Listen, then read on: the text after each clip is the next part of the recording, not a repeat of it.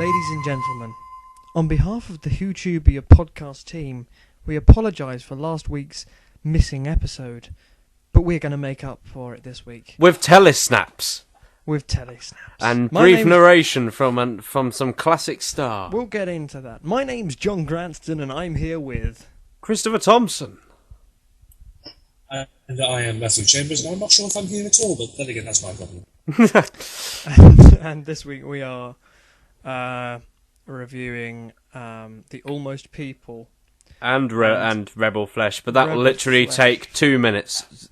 The Rebel Flesh, what did we think? Well, first of all, we've got to apologise to our guest of last week, who is Gautier Moine. Is that correct? I think Gautier Moine, yeah. Yeah, 4D futurist, I think is the that's best right, yeah. Yes. Well, unfortunately, last time we had some technical problems with the files that we had, plus also personal issues from me, because I've been undergoing health scares in the last 2 to 3 weeks. Don't worry, he's not going to drop dead. I'm not going to drop dead in the recording. I'm perfectly fine. I'm ready to rant, and I'm in action. You know, it's probably all the ranting. It's too much strain on your mate. Don't say that, we'll lose our main item. You can't handle it. You need pills for it.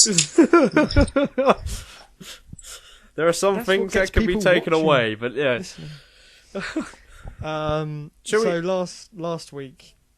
Last week's episode, it was hard to review anyway because it was the starter of a two-parter, so you can't. No, really but say that's the no story. excuse. We can always debate a two-parter because a two-parter always leads to you wondering what's going to happen next.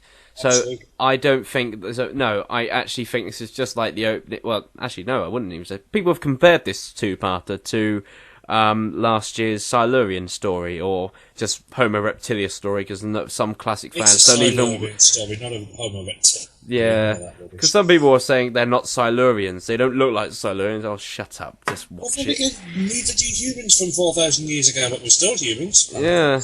But anyway. But yeah, lots of Of course. episodes. People comparing those two because, like the poor cliffhangers and just generally poor in Part almost one every just way. being- I wouldn't actually call it a poor cliffhanger because I thought it was actually quite good.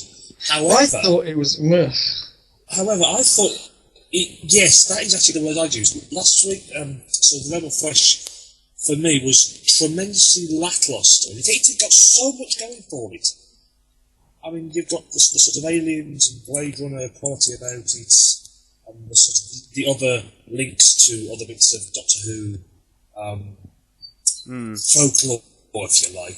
I would say, it's always been one of these things that when Doctor Who delves into this, it's not exactly the most original idea on Earth, but then again, yeah, and it was a disappointment actually because in the trailer, I think we saw the best bits in the trailer, which was where the They turned it into a horror story, which is what a lot of people were interested to see. But I don't find any part of it a form of terror because it was mainly it was all explained in the trailer. It was all explained in the next time trailer that there's a flesh that's programmable matter that could be that carries your personalities and you can control it like an avatar. And then after some freak accident, which is an irrelevant solar flare. yeah, that's the worst plot device in the history of. And, to give the flesh their own sort of life force, that was bad. yeah, That really all was this bad. flare did was basically knock the TARDIS to this place, which was already heading there anyway, as we later found out. So As cosmic phenomena goes, shouldn't the TARDIS have been able to sort of shrug that off? And if it was a solar flare that was of great density, wouldn't it have actually just barbecued everybody, or was that just me being tremendously unscientific? Well, the Doctor seemed to be acting out of character. I pointed that out, but that was actually that was explained. That was explained. Yeah. I must admit, though, for as good a cliffhanger as it was made a little too obvious what was actually going to happen. Oh, it was painfully obvious. It was painstakingly obvious. That, we sort of saw it as soon as it sort of scanned him. Yeah, it's going to be the Doctor at the end of the cliffhanger. Yeah. It's an obvious cliffhanger, but my point is maybe it was a little too obvious. Then let's talk about the episode that we saw recently on Saturday. The the Doctor's having the regenerations issue going through it all. I loved that. I was very fond of that as well. That was an excellent. Tiny little touches. I mean, they could have really gone too far with having all the voices, but they did have the most distinctive. Well, what did they do? They did obviously Someday We'll Be Back, which was First Doctor. They had then jumps from that to Pertwee. They jumped straight into Reverse the Back of the New John Close, so that means that poor old Pat Troughton hasn't got a memorable line. No, but then again, his costume was sort of almost based on it, really. That's true. That is true. So he's a war Pat Troughton. Yeah. Well, also, what it was, just thinking about the audio clips. I didn't like the fact he used a Tom Baker clip. You know what? I like that a lot because it's to the younger viewer. Not many kids are going to get it was Tom Baker. So in having that almost disembodied voice, they're going to ask, who's that other voice? Because they recognise it David Tennant. So hopefully the process of logic will catch on. Oh, that's another Doctor. That's something else for me to get interested in. And so we perpetuate Doctor Who and fandom well into its 100th anniversary. So what other? So what were the other Doctors that they mentioned? He doesn't really mention any other Doctors, but he only mentions those, the most memorable lines, as it were. But the thing that I like is he does... The two audio clips they use are the two most popular Doctors. When you ask a random stranger on the street, they'll either say David Tennant or Tom Baker. And... did they use David Tennant? Yes, they did. He goes, I'm the Doctor. Now, what I like about it is... When Matt Smith goes, would you like a jelly baby? He then turns around and goes, no, we're past that.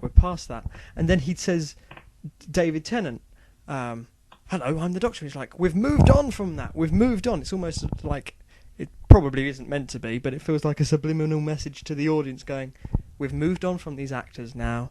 Matt Smith's the Doctor. He's the Doctor you care about. Just as one last little hint to all the David Tennant people out there and the Tom Baker people and the people who still think Doctor Who stopped in 1989. It is the same show. Yes, we've just moved on. Very well. Now, it's a very... Can I say this now at the start? This story is going to get a lot of flack from fans. It is not as bad as Fear Her. No. However, it's not by any means a bad episode per se.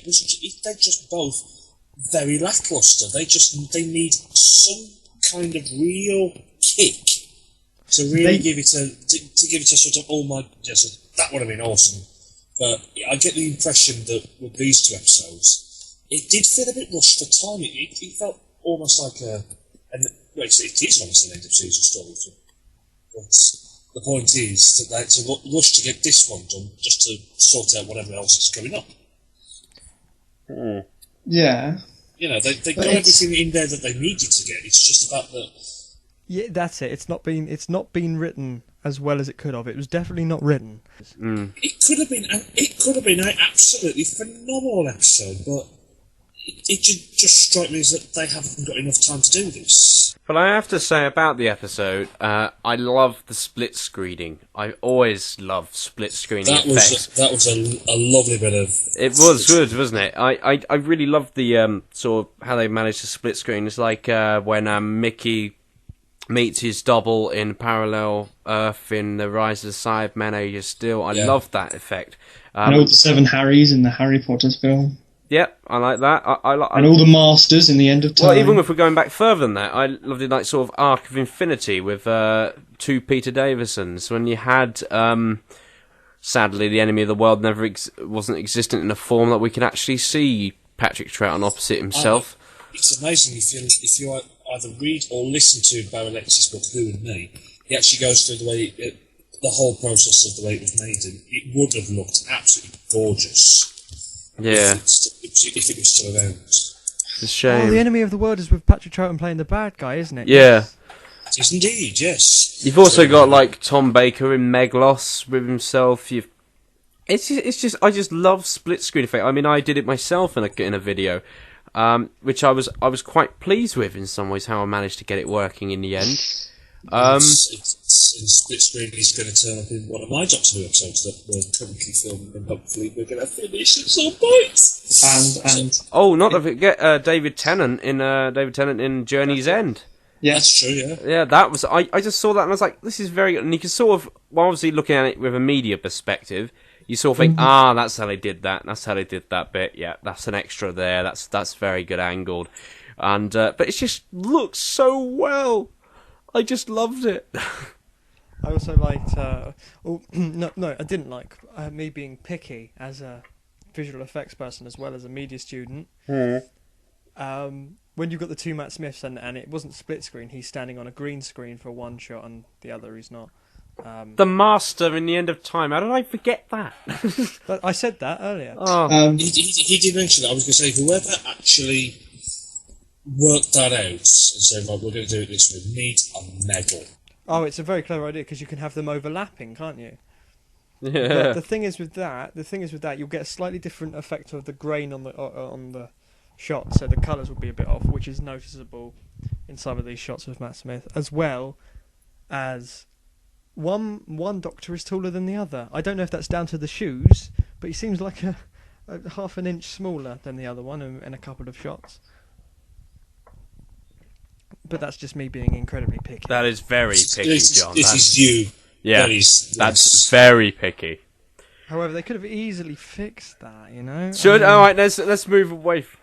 Let's move away from you analysing every individual shot and frame. We'll be here for a month. Yes, breathe.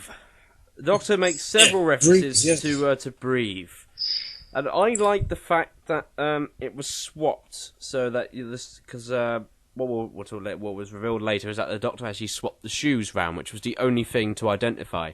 So I watched it just before we recorded this podcast, and noticed how it was the Doctor that Amy told, because it was about his death, because it was quite evident. You can and he see mentions by it the at shoes. the end. If you can watch it back, yeah. So he now knows. Yeah, lots of people haven't caught that. I was talking to someone last night, Richard B. Brooks, and there was just a kind of moment of realisation when I was talking to him about it. He just went, "Oh yeah, he knows." And I reckon that's why the Doctor kind of threw Amy against the wall, because he's really angry to now know his future. But they just haven't quite mentioned it. That is a bit that I quite like, because I sort of got an inkling that they might have done something like this. Something like, if that's really the Doctor, this is the first time he's ever been violent towards a companion. I mean, physically violent. Well, since Colin Baker's regeneration failed to begin with. And mine. I withdraw that. It's more a case of you are a penny. I withdraw that. In that case, it's the first time that the Doctor's actually been physically violent to somebody, or one of his companions, when he's actually compos mentis, when he's actually frustrated, he knows what he's doing. Yeah. Whereas beforehand, it's always been down to some sort of mental illness. Yeah. So, yes. Then you... Sorry, I've just now... it's terrible to laugh, but I've now imagined the Doctor of Tourette's. Don't. We're trying to... Let's try to keep this family viewing. Yeah. It is a family podcast, but children, go and look that up. Oh, listen, Amy, you ginger bitch. Now let's listen here, you f***ing tough. Now... There you go, that's just... You old... You can't listen to it, though. Go on, you old girl, you f***ing thing.